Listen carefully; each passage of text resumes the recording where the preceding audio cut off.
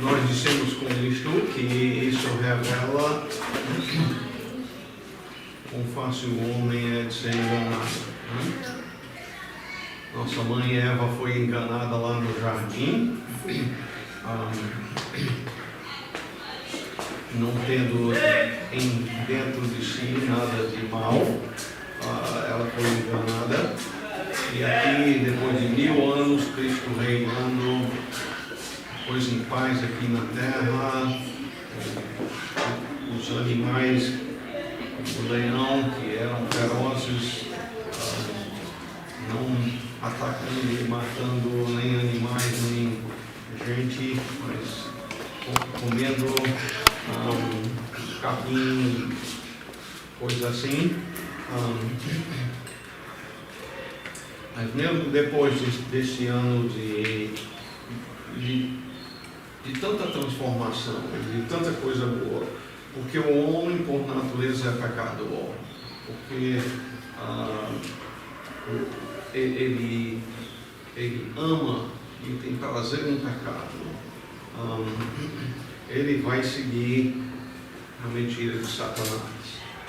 E aí vamos pegar a coisa no versículo 9, então Apocalipse capítulo 20, versículo 9, e vamos ler de 9 a 15, e vamos tratar especialmente dessa parte hoje. Marcaram então pela superfície da terra e sitiaram o acampamento dos santos e a cidade querida. Desceu, porém, fogo do céu e os consumiu.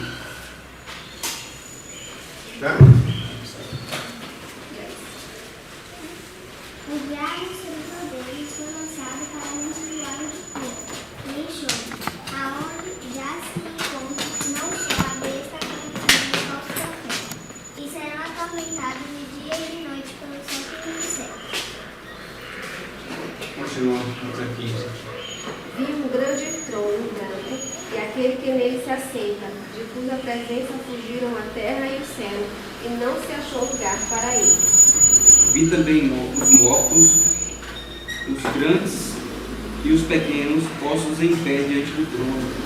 Então se abriram livros. Ainda outro livro, o livro da vida, foi aberto, e os mortos foram julgados segundo as suas obras, conforme o que se achava escrito nos livros. Deu o mar os mortos que nele estavam.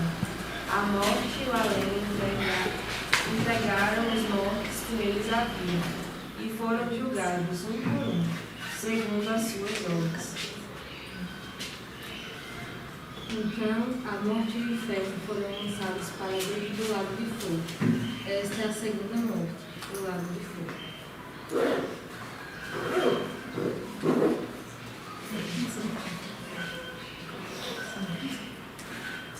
E se alguém não for achado escrito no livro da vida, esse foi lançado para dentro do lago de fogo. Muito bem, primeiramente, voltando então para o versículo 9, que diz: marcharam então pela superfície da terra, sitiaram o acampamento dos santos e a cidade querida. Isto, o grupo de pessoas que tinham sido enganados no versículo 8, onde deixamos na semana passada. E aí o que acontece? Tem sucesso em atacar os santos,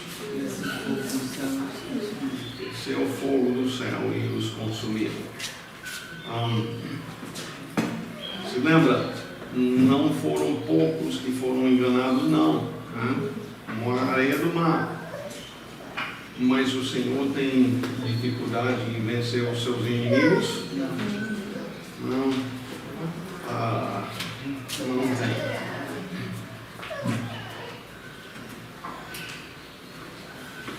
A vitória do Senhor, então, é certa e sem dificuldade. Pode sentar.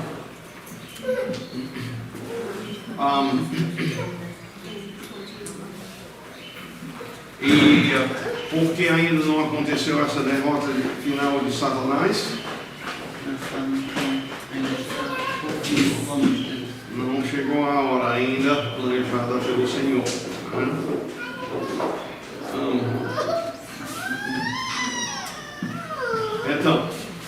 Versículo 10.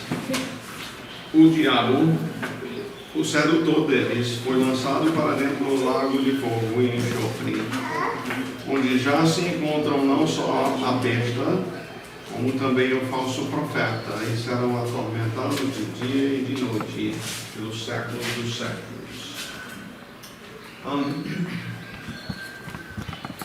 Aqui se trata de algo muito, muito sério. Serão atormentados, o que diz? De dia e de noite, e por quanto tempo? Os séculos dos séculos, dizer eternamente. O ser humano costuma criar na sua mente um Deus igual a nós. Então, essa parte de pessoas, nesse caso Satanás e os seus demônios, serem atormentados dia e noite, na mente de muitas pessoas, isso aí é algo repugnante, a ideia de sofrer sem fim. Mas nós precisamos compreender aí uma coisa muito importante. Geralmente a gente pensa de pecado em termos daquilo que a gente comete um contra o outro. E aqui não estamos tratando meramente de um pecador pecando contra outro pecador. O pecador peca e o outro responde com outro pecado. Não, aqui se trata de relacionamento entre criatura e Criador. Ele sendo perfeitamente santo, por isso o castigo de não cumprir a razão da sua existência tem que ser eterno.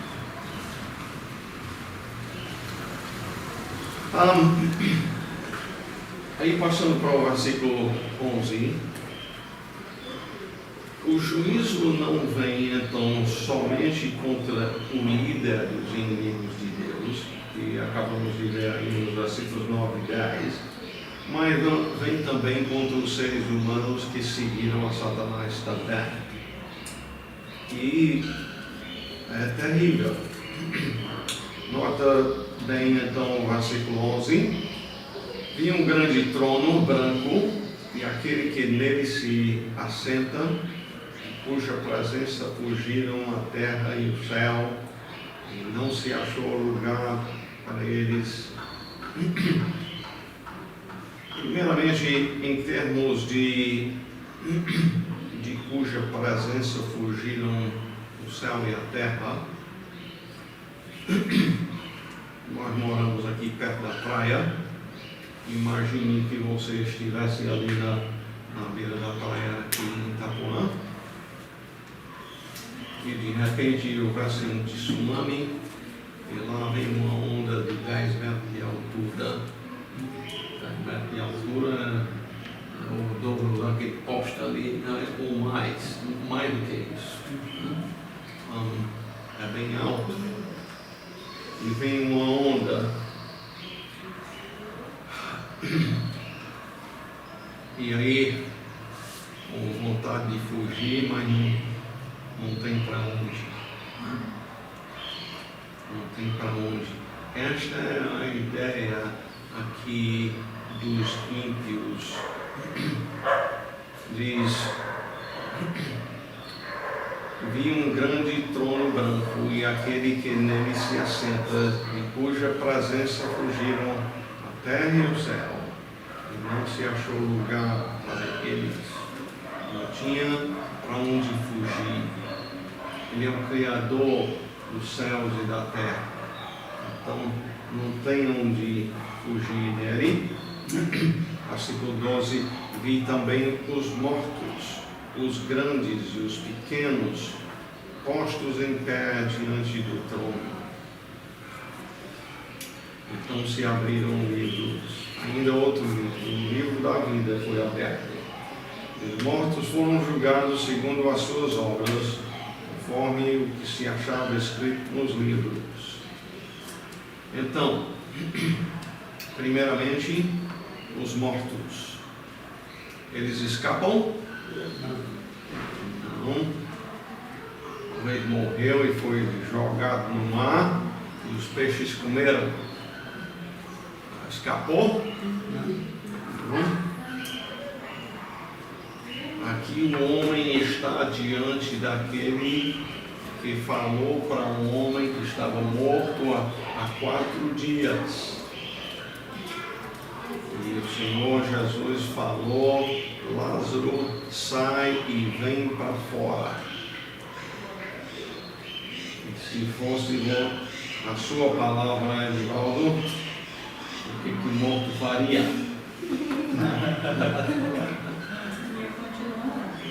Mas este é aquele que o morto tem que obedecer.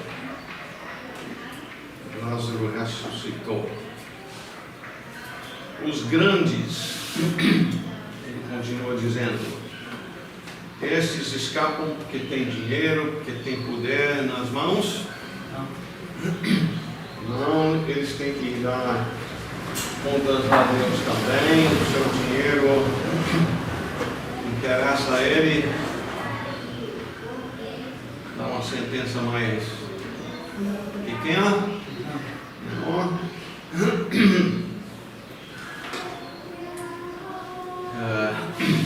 Ele com a palavra fez tudo isso.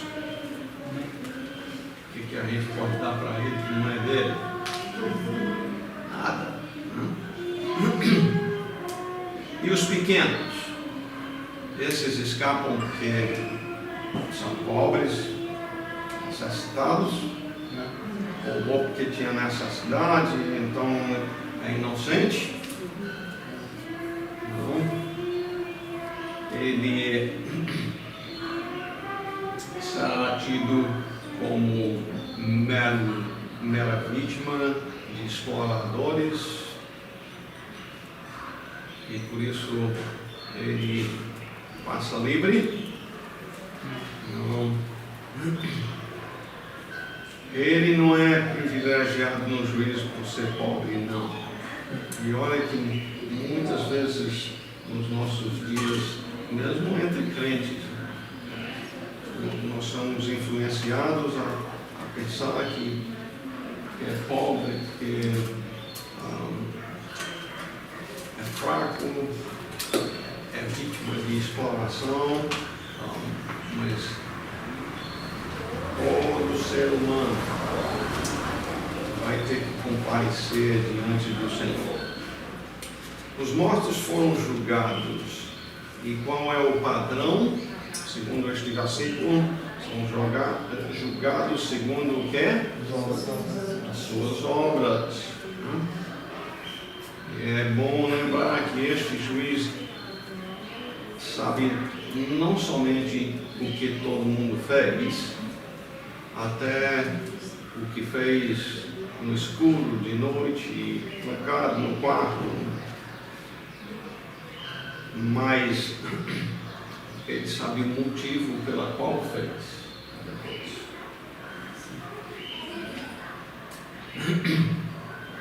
Suas obras então são a base em que são julgados. Suas obras não lhe salvam. Pense no que Deus diz em Isaías 64:6. Mas todos nós somos como o quê? O imundo. E todas as nossas justiças, porque não está falando aí de nossos pecados, diz as nossas justiças, as melhores ações do ser humano que é rebelde contra o Senhor, são como o trapo da imundícia. Todos nós murchamos como uma folha e as nossas iniquidades, como o vento, nos arrebatam. Então o homem nunca poderá ser salvo por meio de suas obras, porém será julgado por elas. Nós, neste texto, então, estamos estudando sobre uma característica de Deus, é que Ele é juiz. É aquele a quem, o Criador, nós temos que dar contas. E versículo 13: deu o mar aos mortos que nele estavam, a morte e o além tragaram os mortos que neles havia, foram julgados um por um, segundo as suas obras. Eu fiquei pensando, enquanto meditando nisso aqui, fosse um tribunal humano. O fato é que, em termos de tribunal humano, muitas e muitas vezes a pessoa não é nem julgado até vários anos depois do crime, não é?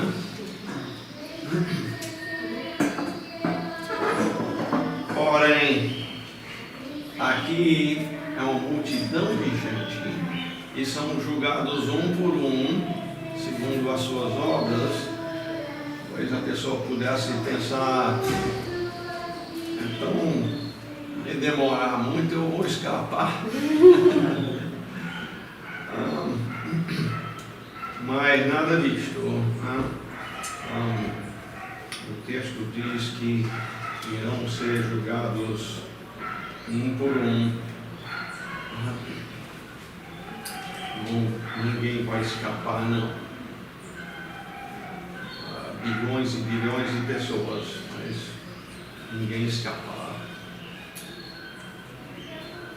Então a morte e o inferno foram lançados para dentro do lago de fogo. Acho que é a segunda morte, o lago de fogo.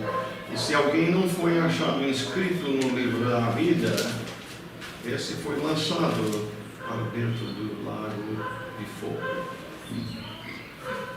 Quando a Bíblia descreve o castigo eterno dos ímpios como o inferno,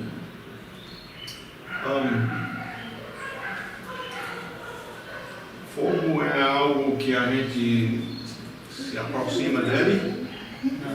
Não, porque dói. E esta é a ideia que Deus quer comunicar para nós, o fato que o homem ímpio que é, tendo pecado contra o Senhor, ele pode ter liberdade de ir até ali na sua rebeldia contra o Senhor, mas um dia ele tem que dar contas a Deus. Os ímpios serão julgados e lançados num lugar de tormentos. Agora, o grande trono branco, quem é que comparece diante do grande trono branco?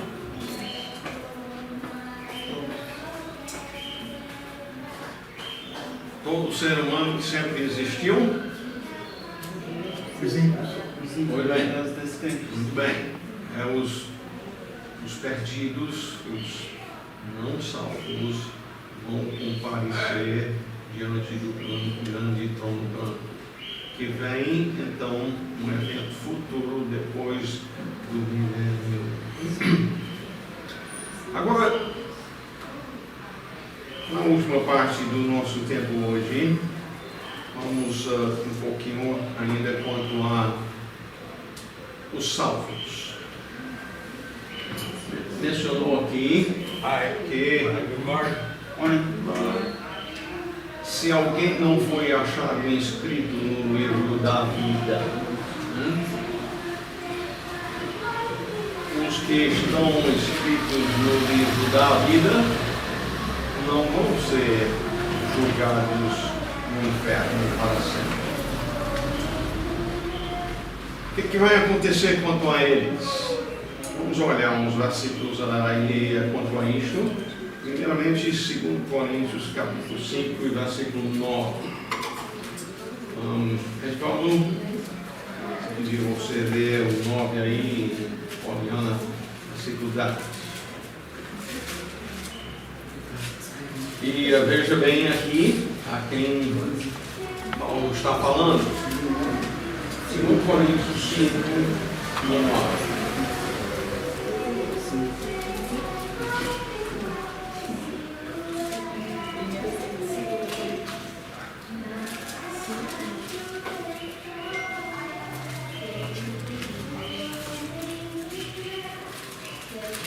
Segundo os Coríntios 5:9? Sim. Pois que muito desejamos também de seres agradáveis, represente e relevante. Porque todos devemos comparecer ante o tribunal de Cristo, para que cada um receba segundo o que tiver feito, ou bem ou mal. Ok. Paulo está falando a quem aqui? Porque importa que quem? Todos nós. Paulo está incluindo a si mesmo aqui. Bom dia. Bem-vindo. Licença. Olha, o Márcio ficou perguntando também assim, desfiado, eu fico ensinado e botei logo o Márcio. Fique à vontade. Então, 2 Coríntios 5 e 10, o que importa que todos nós, o apóstolo Paulo se inclui aqui, e ele está escrevendo a quem aqui? A igreja de Cristo, na cidade de Corinto. E ele diz, então, por que o crente, então, como diz aí no versículo 9, é por isso que também nos esforçamos, quer presentes, quer ausentes, para lhe sermos agradáveis?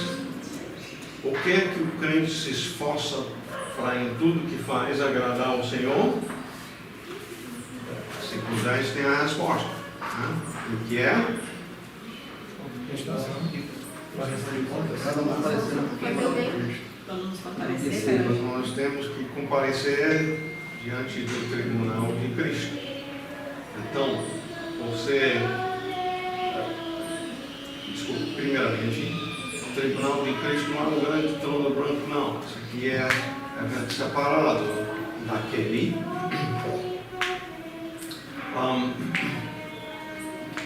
Esse é o lugar onde o crente comparece antes do grande trono branco. E comparece lá para quê? Prestar contas, né?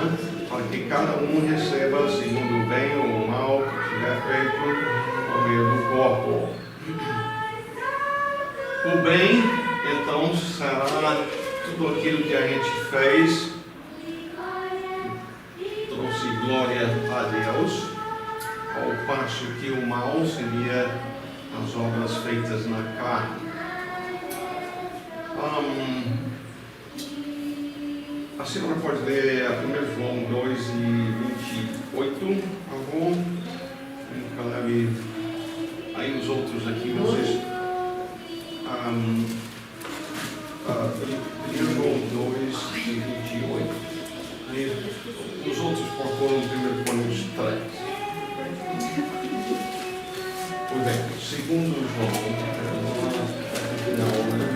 João, desculpe, a primeira epístola de João é para mais para nós. É um livro bem pequeno. Antes de Apocalipse. Pois bem, capítulo 2, versículo 28. E agora, irmãos, permanecei nele, para que quando ele se manifestar, tenham confiança e não sejamos confundidos por ele na sua vida. Se saber. Ok?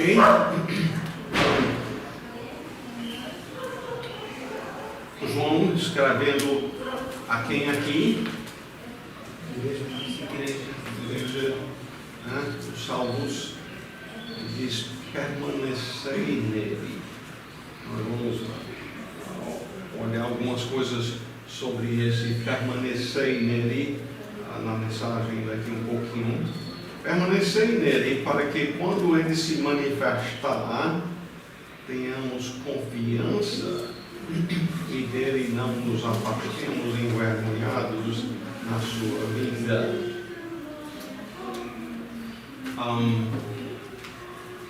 Você gosta de ficar envergonhado? Não.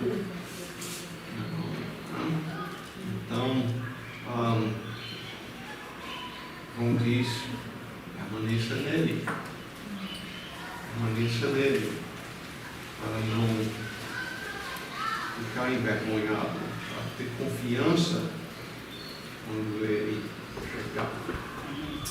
E você, se o Senhor aparecesse agora, você se apresentaria diante dele com confiança ou com vergonha? Comparecer não é a opção, né? Mesmo para o crente.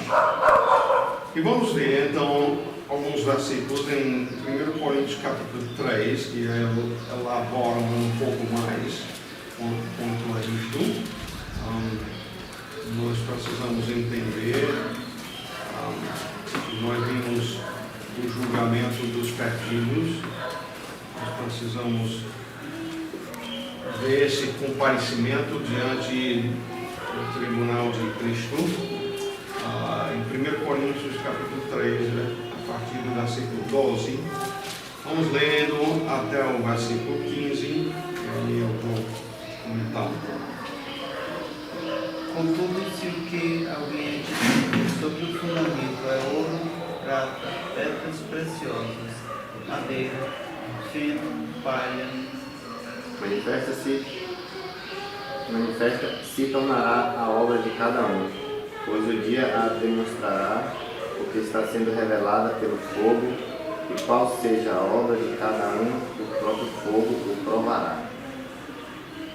Se a obra de alguém se queimar, soltará ele não, mas esse mesmo será salvo, todavia, como que através do fogo. Faltou um 14 aí, né? Tá bom. Se permanecer a obra de alguém e sobre o fundamento edificou, esse receberá galardão. Ok? Bem. Deixa eu ver. Então, Paulo, no contexto aqui, vem falando sobre o seguinte: ele está escrevendo a uma igreja que está muito dividida. Tem gente dizendo que eu sou de Paulo, outros dizendo que eu sou de Pedro, outros eu sou de Apolo, outros dizem eu não sou de homem, eu sou de Cristo. Certamente orgulhoso nisto.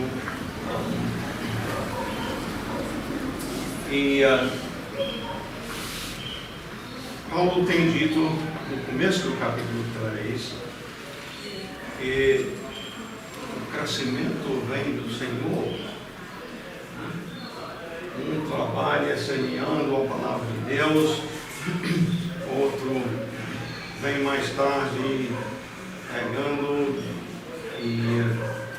mas o crescimento vem de Deus, versículo 6.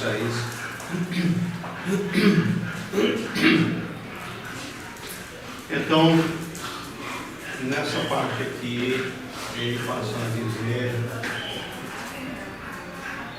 seja qual for a obra que nós fazemos, nós temos que comparecer diante do Senhor. Vai ser examinado pelo fogo. Pelo fogo no sentido de ser provado o que cada um fez. Se edificou de uma maneira que agradou ao Senhor, então é ouro, prata, pedras preciosas é considerado assim. se foi feito de acordo com a instrução da palavra, se foi feito no poder do Espírito Santo. Mas se foi simplesmente por egoísmo, se foi feito só para agradar a si mesmo,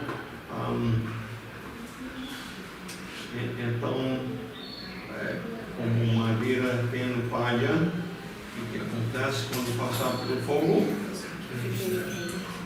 Se queima. Aí ele diz: manifesta se tornará a obra de cada um, pois o dia a demonstrará, porque está sendo revelada pelo fogo, e qual seja a obra de cada um, o próprio fogo o provará.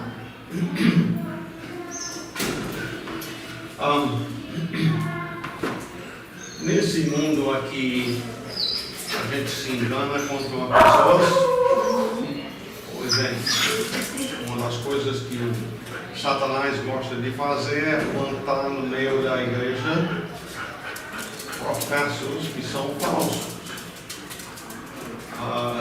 joio no meio do trigo. Às vezes aparece um Judas Iscariotes no meio. Deve nos fazer surpresa e alguém surja no meio e depois de, no caso de Judas, depois de mais de 3 anos, aí é revelado quem ele realmente é. Às vezes demora algum tempo, mas os falsos se revelam. E aí Paulo continua dizendo no versículo 14: se permanecer a obra de alguém que sobre o fundamento edificou, esse receberá galardão. Se a obra de alguém se queimar, sofrerá ele dano, mas esse mesmo será salvo, todavia como que através do fogo. É bem interessante esta parte aqui, né?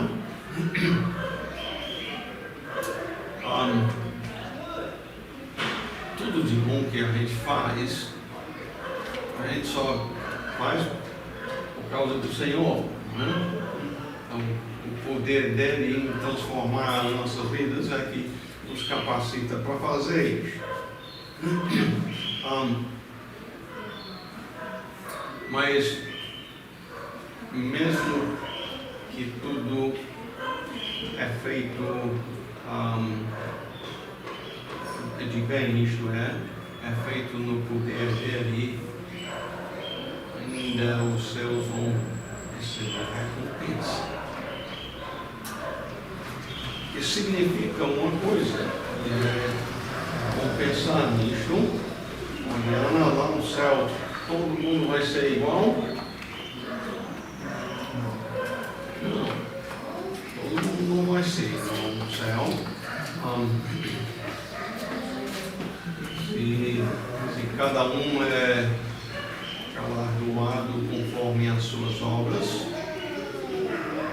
no céu todo mundo não vai ser igual. Alguém vai ter razão de reclamar, dizendo: eu fui tratado injustamente?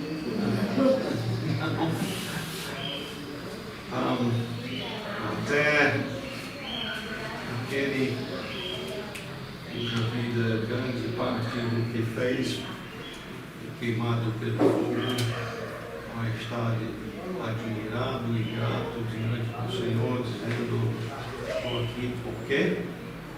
Graça de Deus. Por causa da sua graça e misericórdia. Ele merecia estar aqui, merecia estar no lago de fogo. Mas por causa da sua graça, estou aqui. Mas, de qualquer maneira, obviamente as Escrituras estão aqui para nos incentivar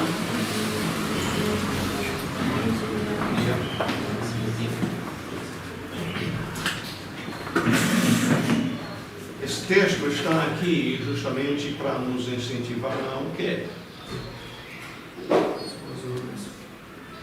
Fidelidade nas boas obras como salvos. Da nossa parte, é as obras então que nos admitem ao céu? Não, de forma nenhuma. A Bíblia, de uma capa para outra, mostra que nós não somos salvos. Pelas obras, nós somos salvos pela graça do Senhor. Mas quanto à recompensa,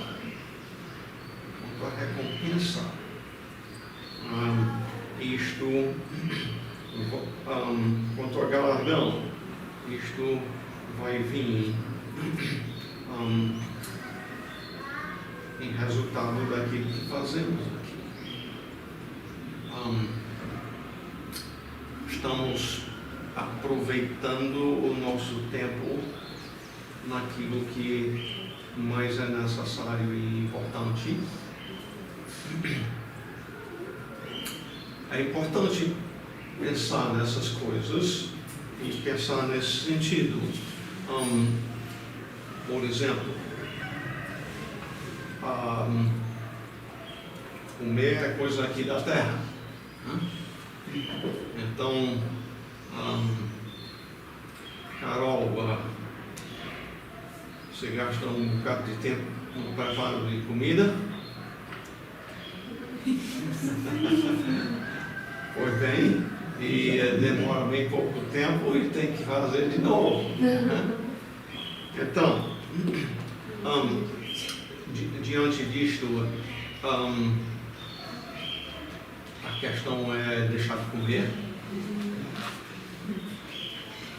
Pois bem, não é isto não.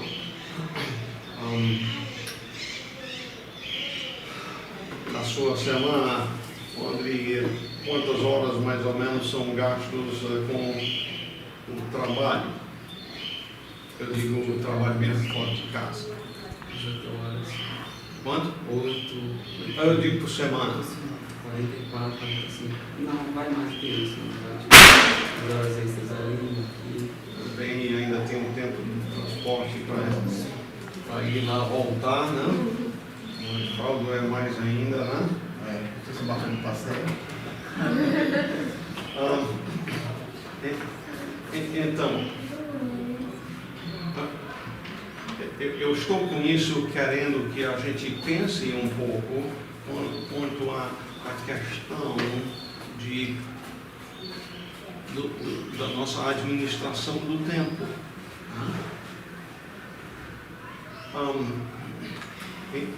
Em termos de receber galardão, nós os salvos, eu estou falando, por exemplo, o trabalho é para ser feito para quem? Glória de Deus. Inclui preparando a comida?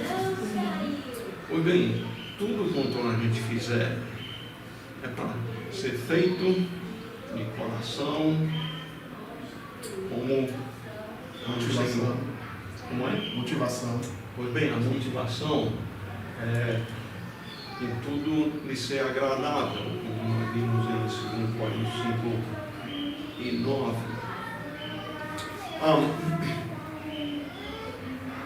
Mas, obviamente, no plano do Senhor, a nossa vida aqui é só comer, trabalhar e dormir.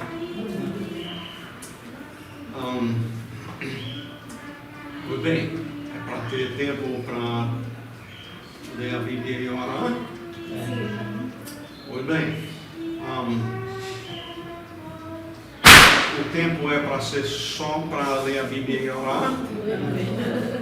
Pois bem, e com isso eu estou querendo que a gente pense em termos de quando a Bíblia fala de construir sobre o fundamento, aquilo que vai ter recompensa eterna. Não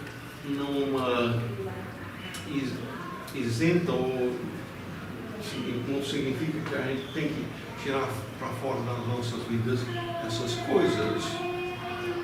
Mas a vida também não é só essas coisas. Ele nos coloca aqui também para servir fazendo discípulos.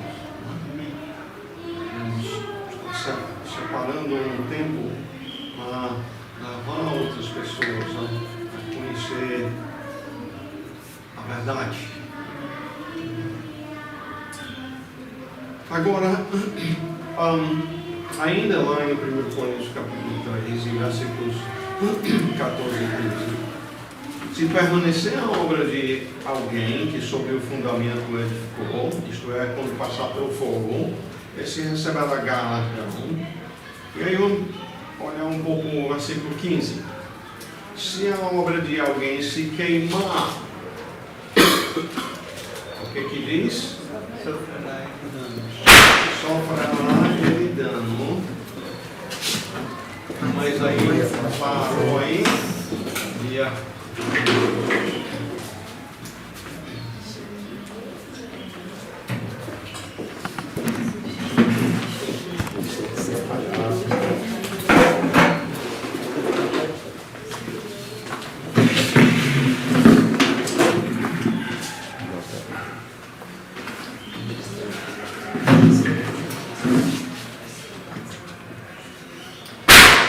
Nós estamos em 1 Coríntios capítulo 3, versículos 14 e 15.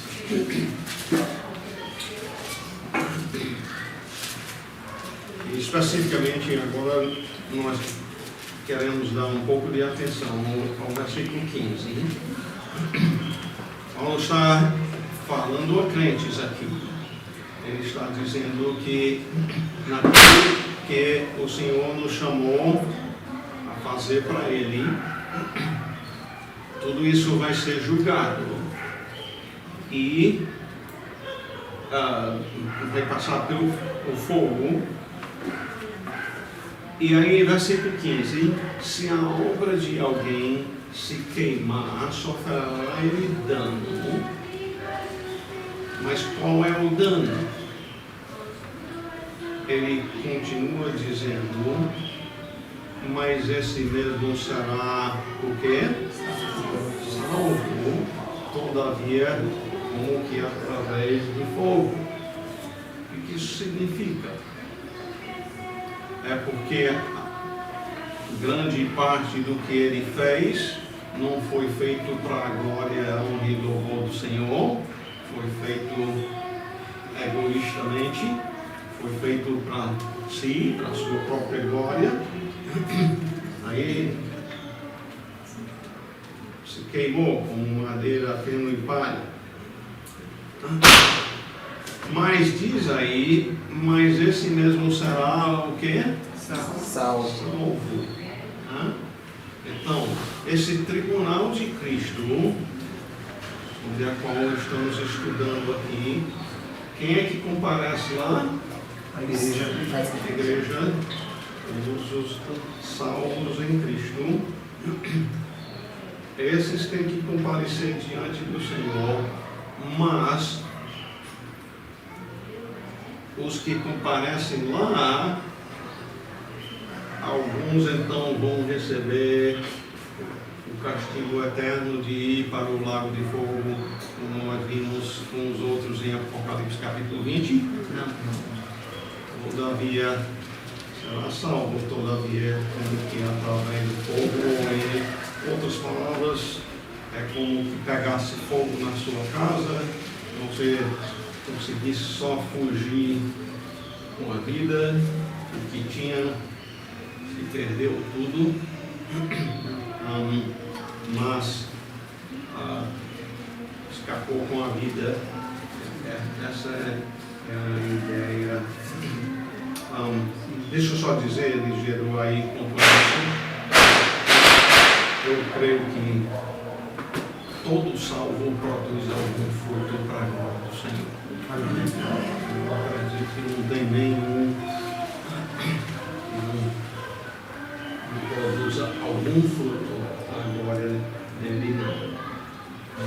basicamente aqui o aviso é: viva para a glória do Senhor. Viva para a glória do Senhor. Não seja envergonhado no dia do tribunal de Cristo.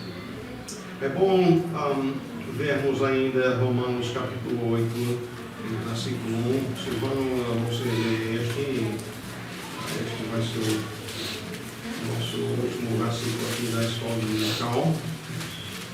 Romanos capítulo 8, verso 1. Os 8 e 1. Agora, pois, já nenhuma condenação há para os que estão em Cristo Jesus. Pois bem, este vai bem aí com 1 Coríntios 13 e 15.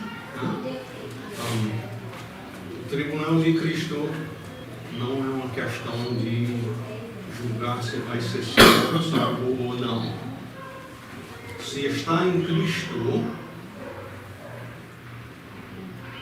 não tem mais condenação, porque o pecado do salvo foi imputado a quem? Cristo.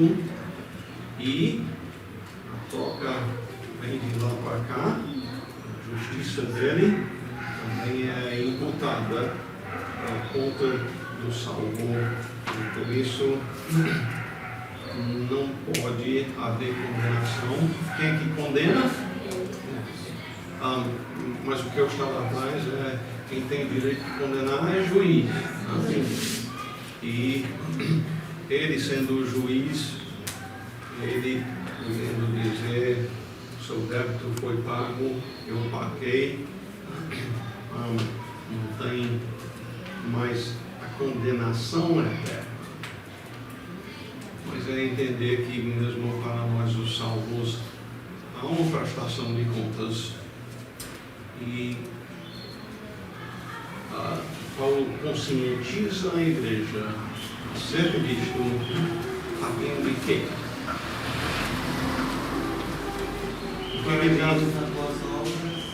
Ele ensina isto justamente a fim de que a gente viva a glória do Senhor. Viva na prática daquilo que lhe agrada.